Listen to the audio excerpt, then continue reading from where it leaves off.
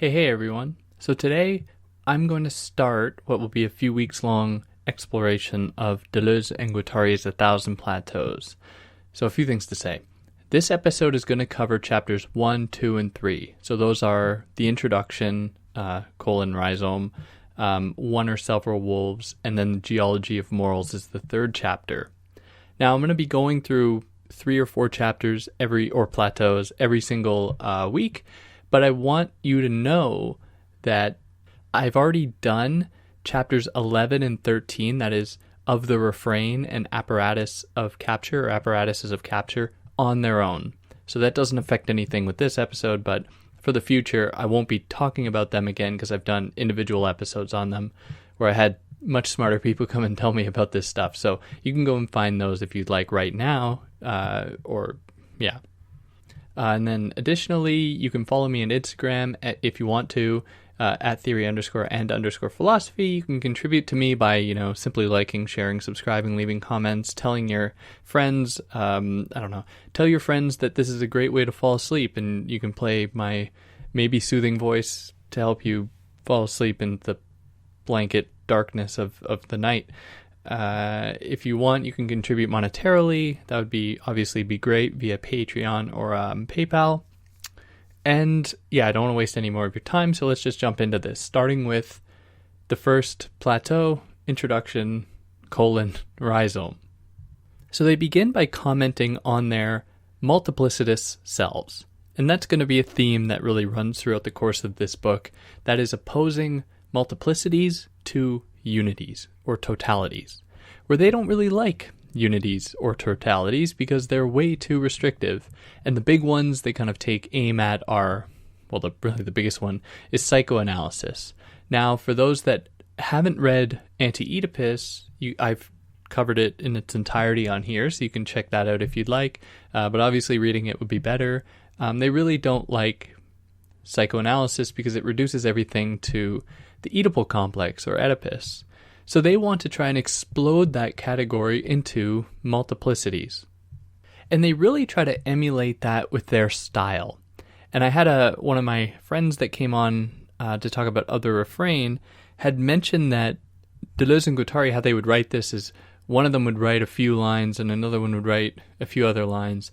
And reading it, you kind of get that sense is that it does feel kind of jarring at times, at least the how the writing goes and how the arguments unfold, because they repeat things that maybe they shouldn't have repeated, and they talk about things that maybe they should have given more kind of context to. But in any case, you're left with this kind of compendium of different ideas about the world, essentially. And this book, it's massive, it's like almost 500 pages, I think, really covers a lot. From the earliest states of civilizations all the way to today and beyond.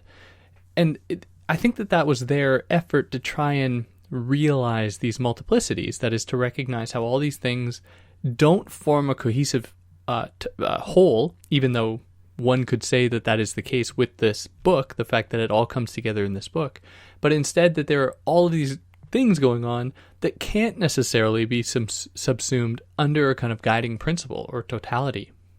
And I should also say, even those people that analyze books come to see books, as I've already alluded to, as this kind of totality, where they view, even the spine of the book as being like the kind of grounding, and then the pages that come out of it, the leaves of the taproot of the tree, of what they'll call a kind of arborescent framework, an arborescent structure that is a totality that they aren't very fond of. And this is because this arborescent structure is comprised of roots and radicals, which are fundamentally different from, and here's the title, from rhizomes, the title of the chapter.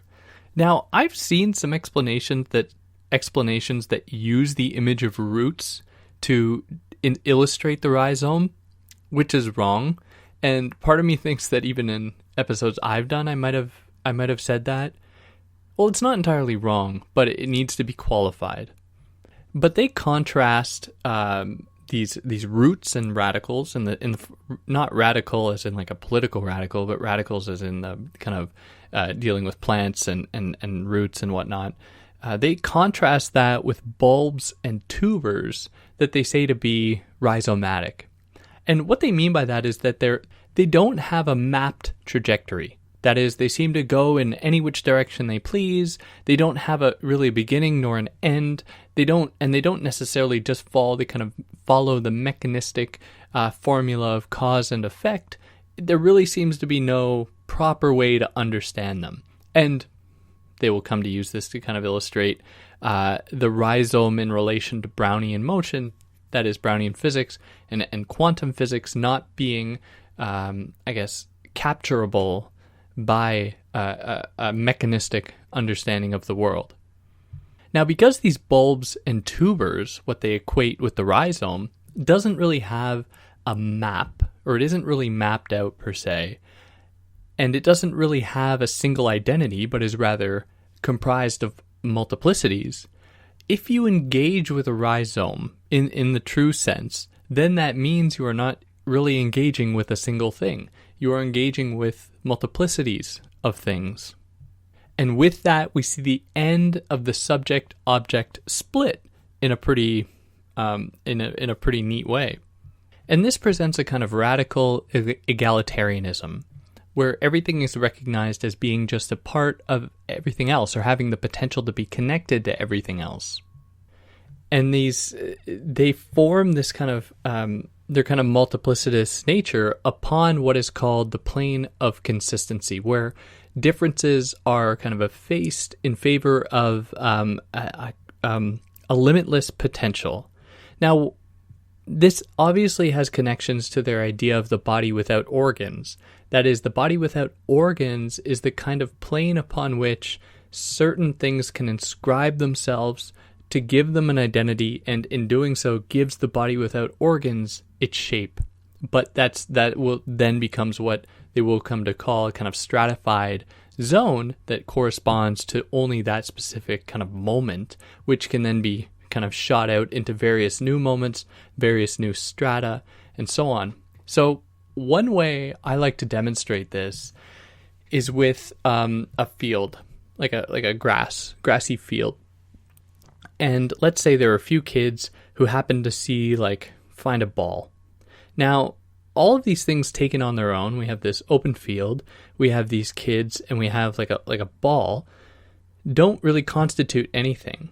But suddenly if the kids, like a couple of them, take off their shoes and make kind of makeshift kind of goalposts out of these shoes, at least markers for kinds of goalposts, then suddenly we have something here. We have essentially a soccer field. And let us say that field, before it was, given this kind of identity, was the body without organs. Now, the organs are the shoes that make up the goalposts, the kids that will be playing, and the ball that is, part of that structure. So what we then see upon this plane of consistency is the formation of this game, soccer, upon which these organs attain their identities, because now the kids are no longer kids, they're soccer players. The shoes are no longer shoes, they're, these goalposts. The ball is no longer a ball, it's a soccer ball. So there is a kind of mutual engagement here. Now, that is always apt to change and, transform into something else and mutate into a different kind of framework. But in that moment, it is ostensibly agreed upon that there is a kind of multiplicitous action, because the kind of connections that are made between the kid, or one of the kids, and their foot machine connects with the ball machine, which is ostensibly meant to go into the goal machine, doesn't have a kind of hierarchical principle. That is, it hasn't been inscribed with a power to determine, various zones of appreciation over others. Now, this can be illustrated a number of other ways. You can think of a cornfield before the corn, which is or seeds are planted, which are intensities, or intensities to come are placed in the ground, which then give then make that field into a cornfield, but was initially a body without organs, and how these organs, these seeds, make it so, and in so doing, give the corn its own potential. Anyways, so all this to try and illustrate what this plane of consistency is and what this kind of body without organs looks like.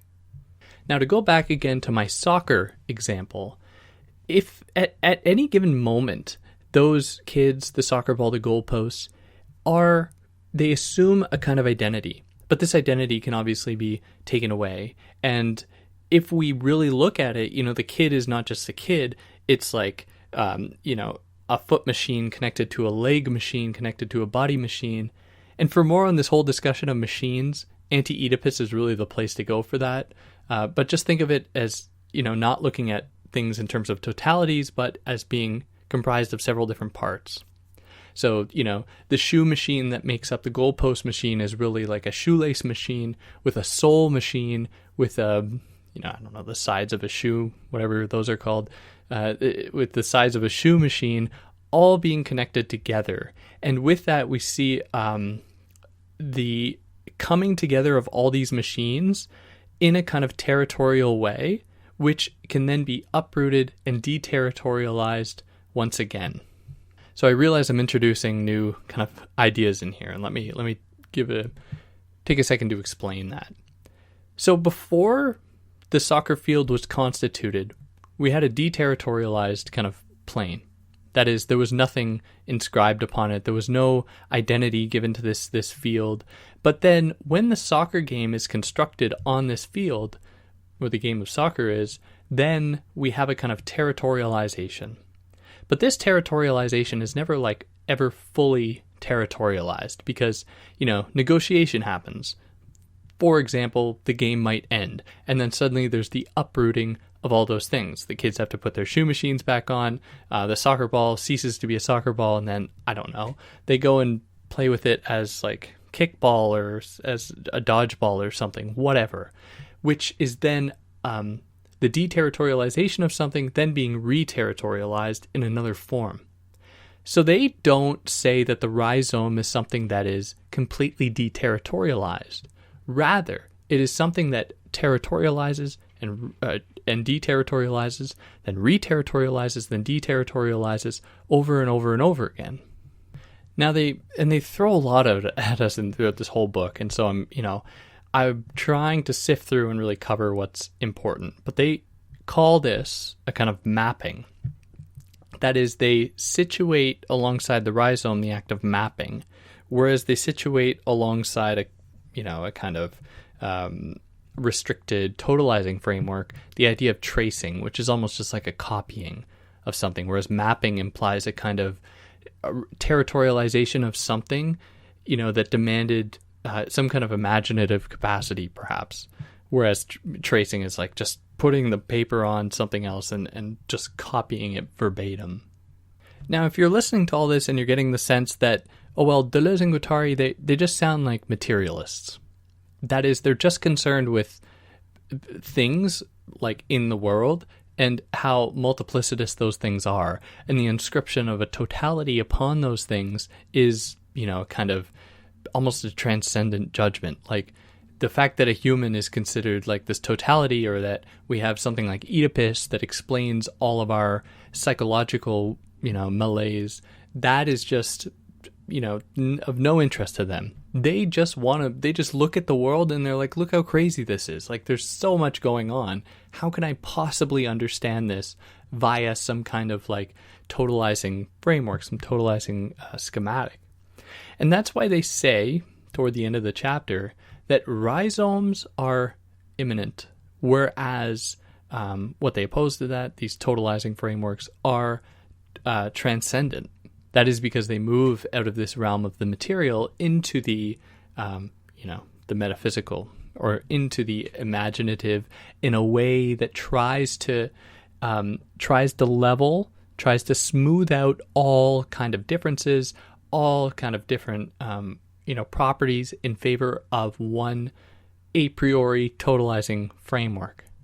And rhizomes, in their kind of materiality, play out on various levels. Like, they engage in ways that they are unaware even to themselves.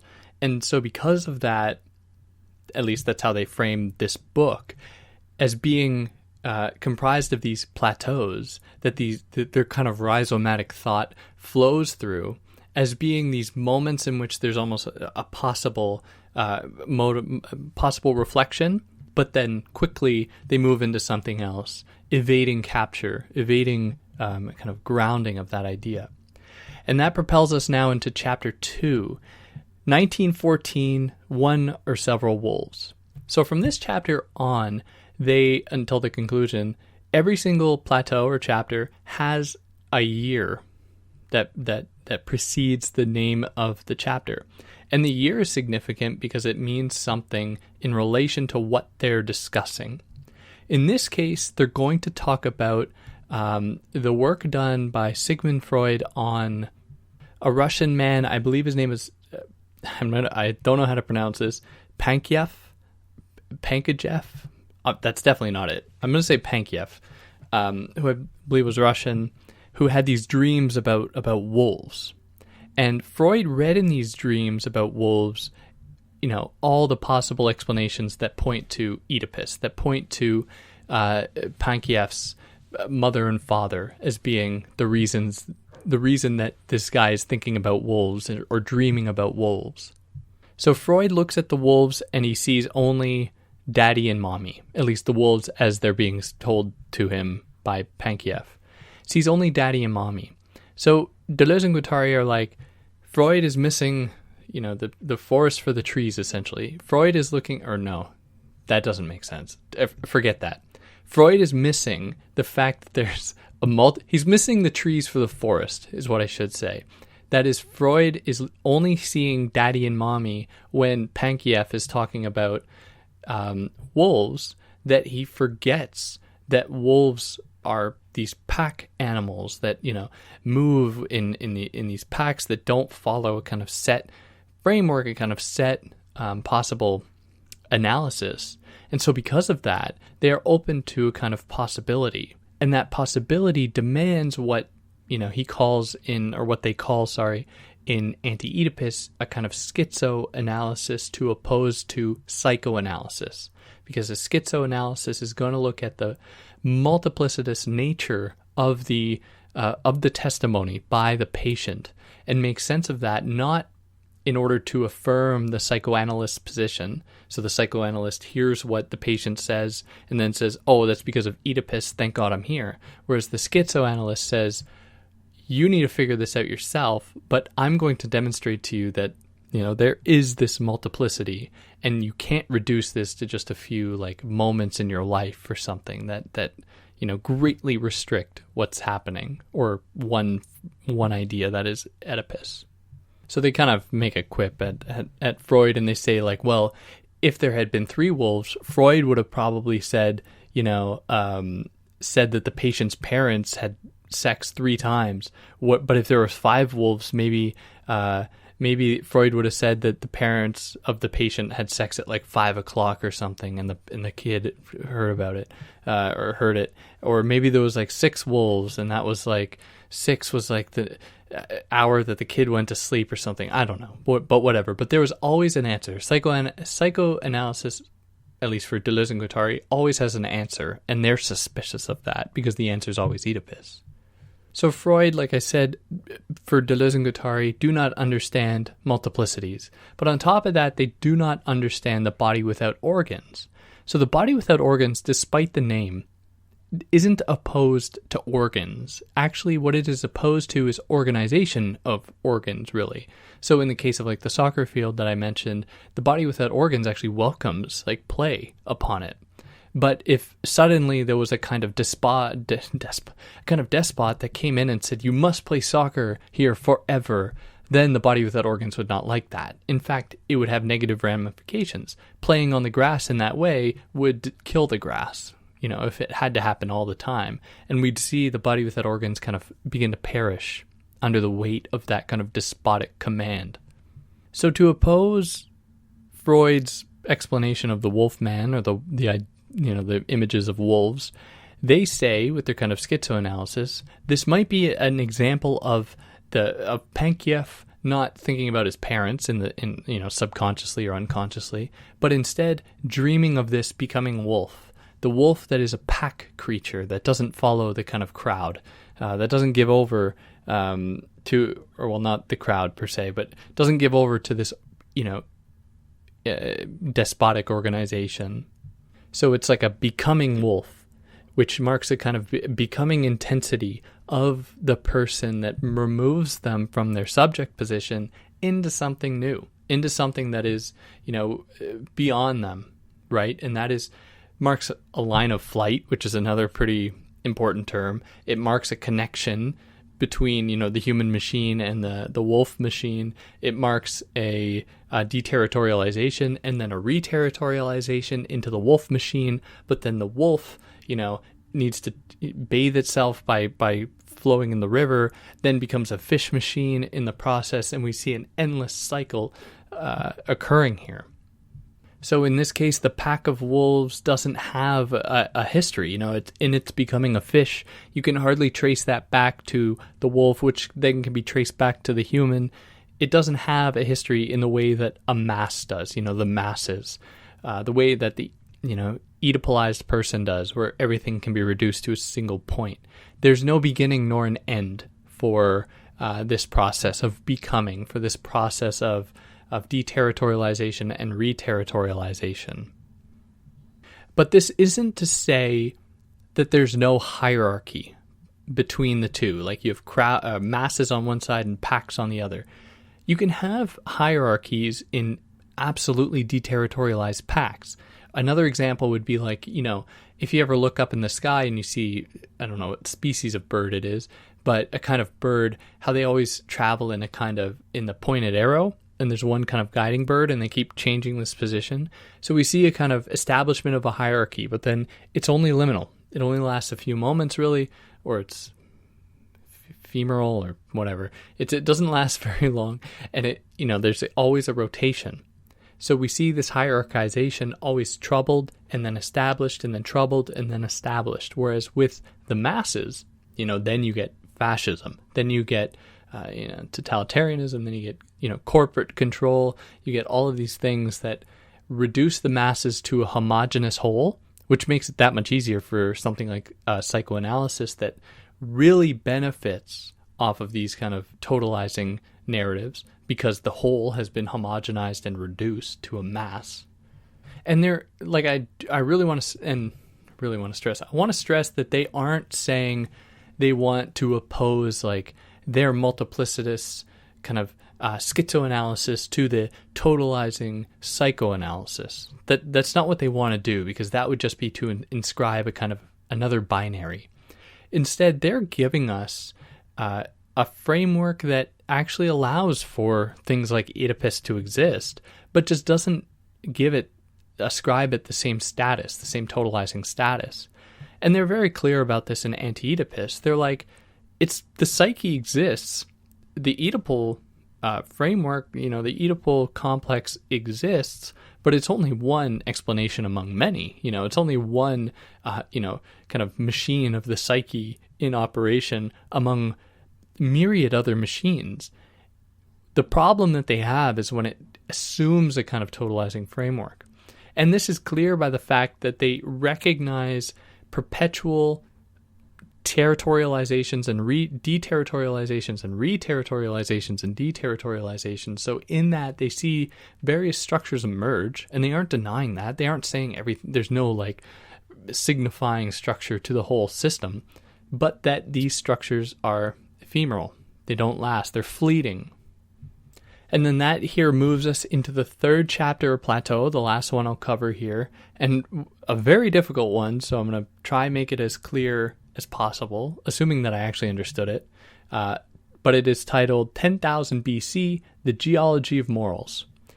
Who does the Earth think it is? So 10,000 BC, I believe they're just referring to probably one of the earliest state formations, that is with Jericho, probably ancient Jericho. They could be making reference to Catalhoic, which came a few years later, but Jericho was also called Tel El Sutton, I think. Anyways, these different early state formations in which we are seeing the crystallization of the state and of civilization as we know it today. which they come to talk about a lot later as well, in Apparatus of Capture, which you can actually go listen to now, because I've already covered it, including Of the Refrain. Reminder, reminder. So this chapter is a play on, or a kind of reading of, Arthur Conan Doyle, who wrote Sherlock Holmes, his story, The Lost World, in which they're recounting a character named Professor Challenger giving this kind of diatribe about stratification and about the formation of kind of cultural singularities in the form of identities, in the form of these structures that humans kind of construct. And Deleuze and Guattari are kind of correlating that to the idea of stratification in terms of geology.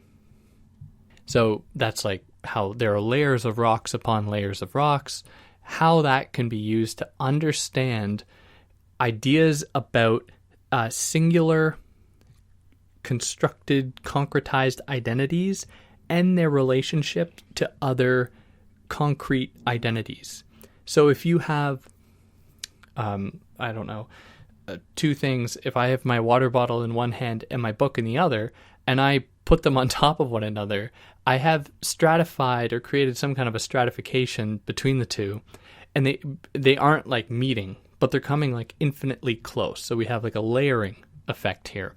Now think of this in terms of people, where you come in relation between two individuals. You can come infinitely close to someone, but for some reason you never actually get there. And they don't really talk about it in these terms. I'm just trying to illustrate it.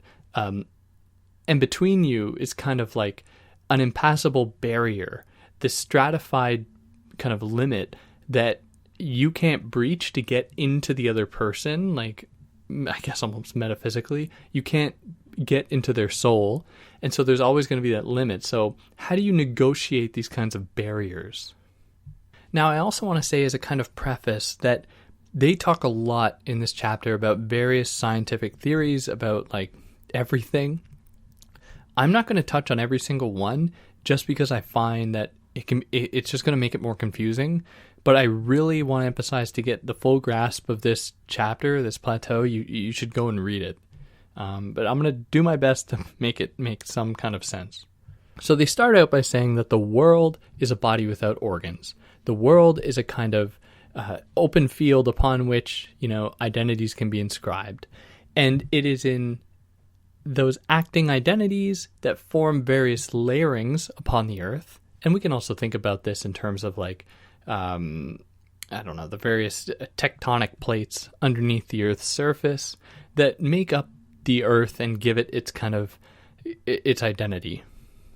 But another way we can think about this is like how we carve out certain parts of the earth for our own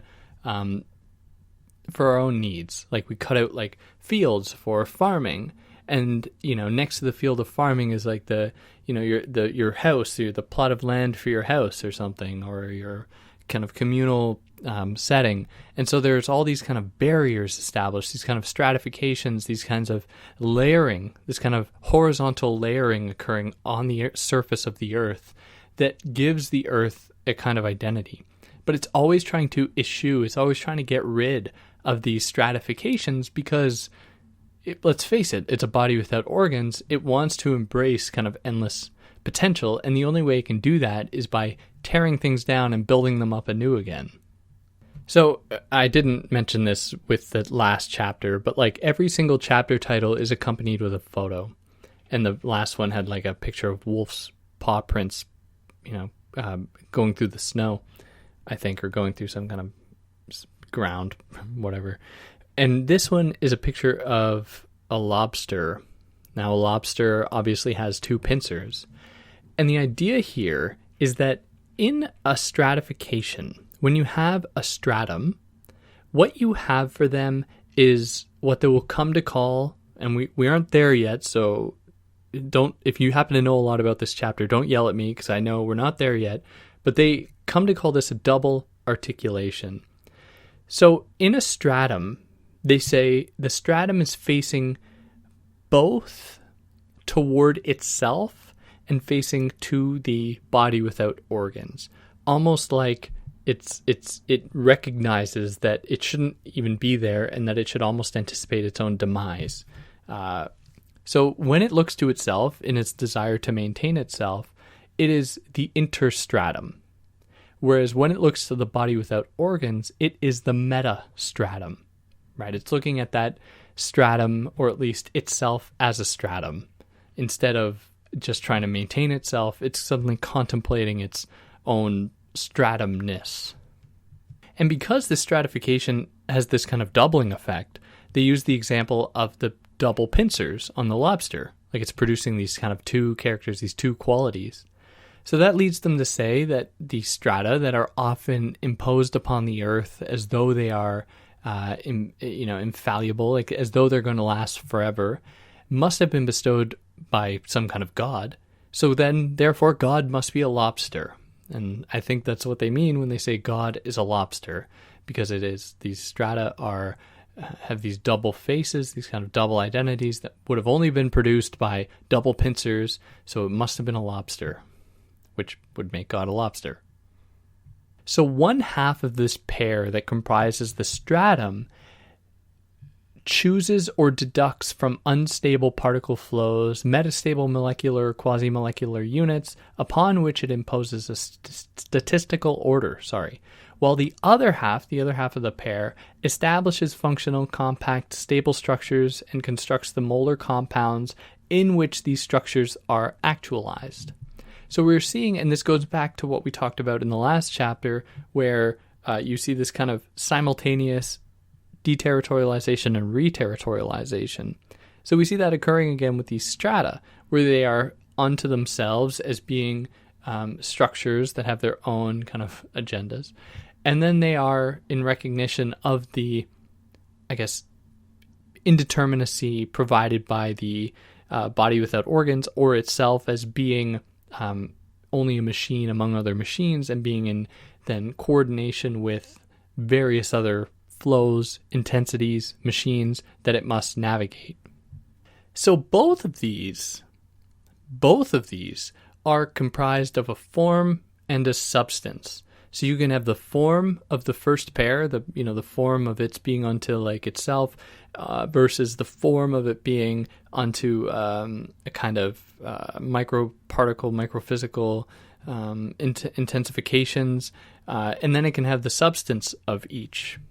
So in both, they add the fact that because both have form and both have substance, they say that form is essentially the determination of a coding or decoding, while a substance is a formed matter and its degree of territorialization or deterritorialization. So let me say that again. Form is a kind of determination of a coding or decoding, while a substance is a formed matter and its degree of territorialization or deterritorialization. And those are my words, not theirs. So how can we make sense of that? Form is in the way that a thing is determined, that is how it is coded or decoded, according to a kind of determining gaze. One that is able to say, let's say the plot of land again that's worked out as being like a farmer's field or something, to grow crops on or something. It is determined, coded in that way, which then gives it that identity. Even before there are crops, like it has to be determined in that way. Whereas its substance is like what actually within that gives it a certain justification of having that. So they then, and this is presented so weirdly because they're like, Professor Challenger, that person that this chapter is kind of talking about from Arthur Conan Doyle, is saying all this wacky stuff in this story, and they're just essentially recounting it as though Deleuze and Guattari are among the audience of this Professor Challenger giving this lecture, among all these other kind of scientists and anthropologists and linguists and stuff. And so they're like, okay, well, how do we make sense of all of this then? Because if both of the pairs can have a form and a substance, how do we differentiate then form and substance? Because they go so far as to say that, well, it seems like form and substance aren't really all that much differentiated if they can be so equally applied across these different structures. So instead, they, borrowing from, and this is another pronunciation I'm going to screw up, I believe it's Helmslov, which would be a Nordic name, I assume, but Danish or Danish probably, or Norwegian.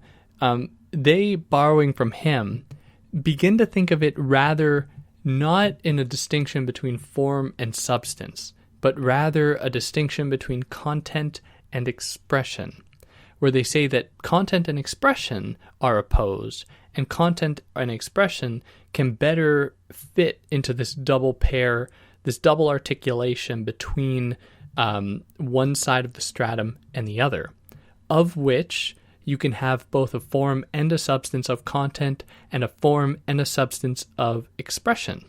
So, for example, if you have let's say you had this stupid cornfield again, you have the form of the corn, which is also the content, also the substance, I should say.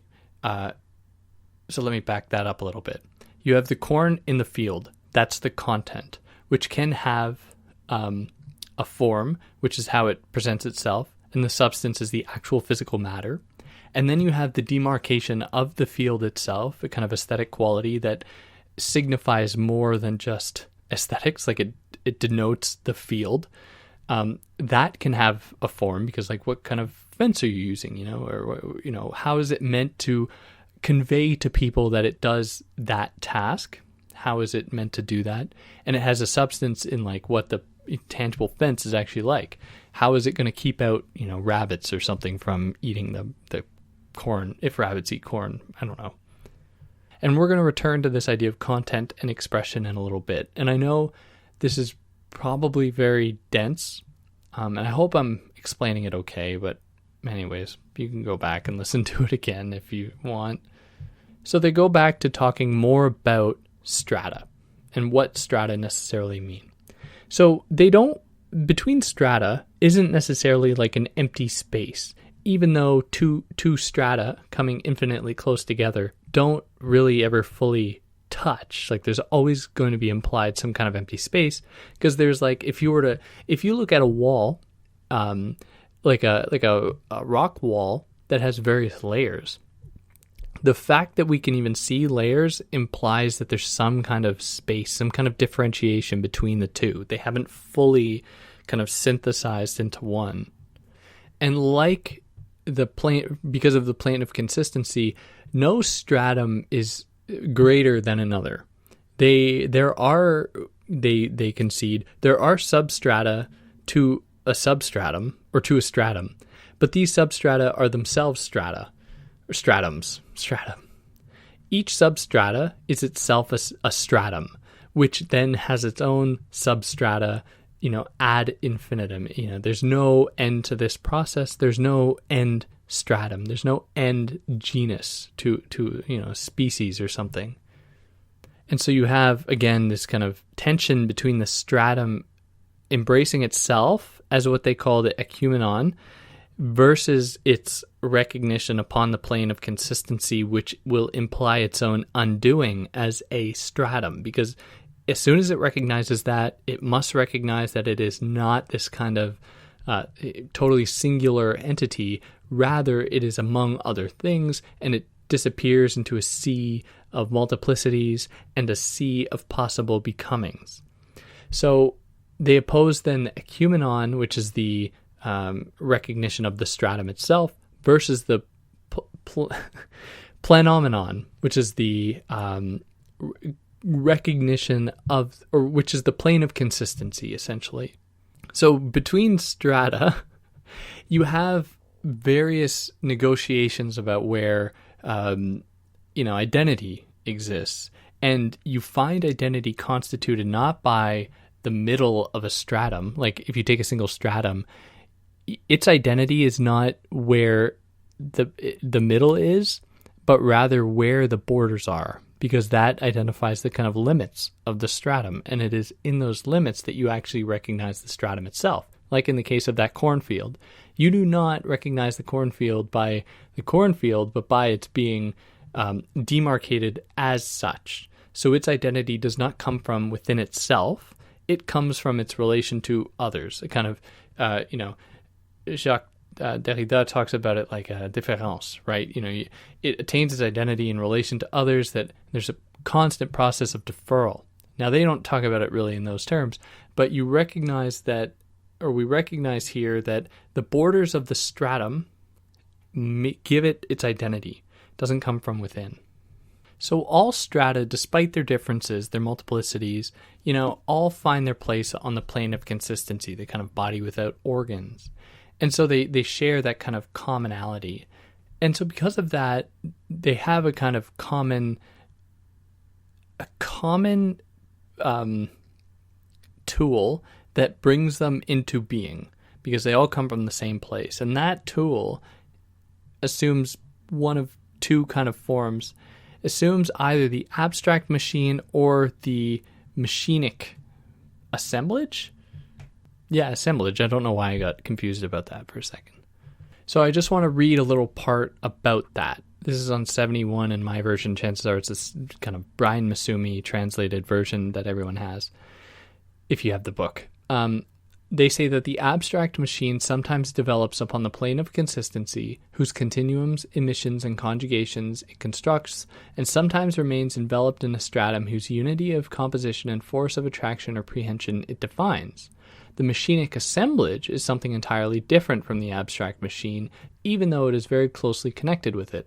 First on a stratum, it performs the co-adaptations of content and expression, ensures bi-univocal relationships between segments of content and segments of expression, and guides the division of the stratum into epistrata and peristrata, so into its center, into its peripheries. Next, between strata, it ensures, we're still on machinic assemblages, it ensures the relation to whatever serves as a substratum and brings forth the corresponding changes in organization. Finally, it is in touch with the plane of consistency because it necessarily effectuates the abstract machine on a particular stratum between strata in relation between the strata and the plane. So we have the abstract machine that brings the stratum into effect. And it can then kind of, by virtue of that, move across various strata. And it can sometimes find its place on one of them and exist there very comfortably, whereas the machinic assemblage is what allows a kind of negotiation between the recognition of the possibility of recognition across various strata and can allow the movement of that abstract machine. So they are necessary for each other, because it allows the machinic assemblage is what gives a kind of potential to the abstract machine in its constituting and its ability to move across these various strata. So what can they look like if we, transpose this idea of strata from geology onto like human populations? Well, they say that it could look physicochemical, organic, or anthropomorphic, which they also call alloplastic. So the first concerns essentially all matter, roughly. The second is dealing with living things, humans, animals, anything like that. And the third is concerned with humans' creations, like technology and language, tools and symbols. Really what they focus on is language, but it's important to keep in mind all of the other imaginative products, or the products of the human mind, essentially, that allow the human to extend themselves in space in a way that isn't afforded to other animals that don't use like tools, for example, because language is really just a tool. And I've read a bunch of things, and in my mind, many people really focus on language here when it should also include everything else. So with this last stratum and the possibility for creation, imaginative creation, what we have then is a certain possibility, a deterritorial possibility afforded to humans that were previously foreclosed. And now they return to this idea of content and expression, because it is in this phase, in this stratum, that we see the kind of replacement of form and substance with content and expression. We see it be the most clear. So they say that what is pretty clear are the new distributions between content and expression. Technological content characterized by the hand-tool relation, and at a deeper level tied to a social machine and formations of power. And then we have a symbolic expression characterized by face language relations, and at a deeper level tied to a semiotic machine and regimes of signs. So content here refers to the social machine and formations of power, which they contrast with symbolic expression that is characterized by face-language relations and a semiotic machine and regimes of signs. So the reason that form and substance for them is unsatisfactory is because each of these things, that is this regime of signs or this kind of social force, these social machines, can each have their own form and substance. You can have the form of a regime of signs, of these kind of linguistic signifiers, but you also have the substance. And they're going to get into this more in the next chapter when they talk about like speech act. That is how speech has a content that is beyond what it proclaims to say, but in the act of speaking does something, like it does have an effect that extends beyond its form. They'll talk about that more there. So this is how they draw this new distinction that, has kind of been given birth by humanity by these new, the new possibilities afforded by language. And the time is very appropriate because they're talking about this in 10,000 BC when humans were first starting to kind of galvanize their own human identity as sedentary, state-building creatures. So they don't want to say that language is necessarily foreclosed to these other strata, but they want to say that there's something kind of new about this strata, in that there's the introduction of like signification, which allow the emergence of signs, at least how signs can manifest themselves in either indexes, symbols, or icons. And this is taking out of like the linguistic theory, I guess, of like Peirce, or I guess that would be it, where you have an index, which is a territorial sign, which is just like, but just Google it. But if you're not on the internet, whatever. An index is like, I like to think of it like a street sign that's like slippery when wet, or almost, or it's like a sign that doesn't have an actual attachment to the thing it's representing, but that we culturally agree to be good. Actually, the internet just tells me it's like skull and crossbones, which we know to mean death, even though that's not what death looks like. Whereas we have a symbol. A symbol is esoteric. So like you can have a symbol for like a cult or a clan or something that not anyone would understand. Like you need to be taught about what it necessarily means. And then you have icons, which are direct representations of the thing. Like the most vulgar example is like, cisgender bathrooms, right? You have the person wearing the dress is supposed to be a woman, and the person not wearing a dress via those stupid symbols, not wearing a dress is supposed to be a man. So we see this emergence kind of happen. And it's not like they have a problem with this. They aren't saying like, necessarily all this language is oppressive in itself. What they're getting at is how reductive it comes to be when we think of the world in terms of signification, or in terms of signifiers and signified. So this is coming out of right out of semiotic theory. So for those that don't know, if I have a table, I use the word table, table, as a signifier for this actual thing that you hear me tapping on right now, the thing in the world. Or I could draw it, and that's a signifier for this this thing I'm tapping on, this table, or this desk, I should say.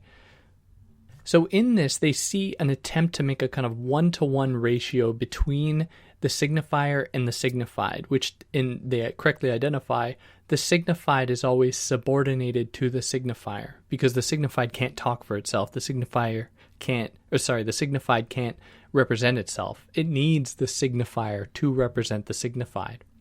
So they give an example borrowing from Foucault, where Foucault talks about the prison. And we take the prison and imagine the thing in the world, the signified, what a prison looks like. But as Foucault correctly identifies, suddenly there was a point in history, and he does the whole genealogy of this, does the whole history of the prison, where a number of different signifiers like delinquency, punishment, surveillance could all be associated with the prison. So the attempt to kind of bring everything under the kind of imperialist linguistic association between signifiers and signifieds is just incredibly reductive, and they really get into this in the next chapter. So stay tuned for that when they talk about they really go after Chomsky and other linguists who they find to be just reprehensible almost.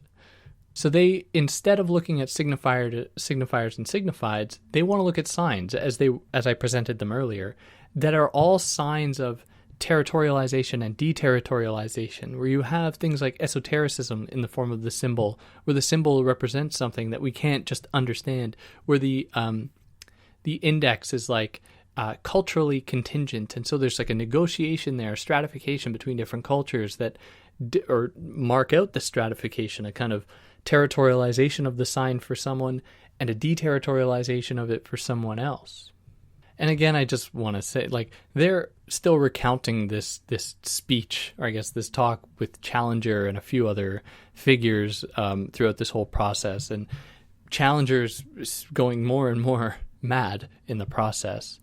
So they kind of conclude by saying that all strata, as a quick summary, are comprised of these two heads, content and expression, this double articulation, where the machinic assemblage connects strata and is therefore connected to the phenomenon, the plane of consistency, and it also sets the abstract machine into motion.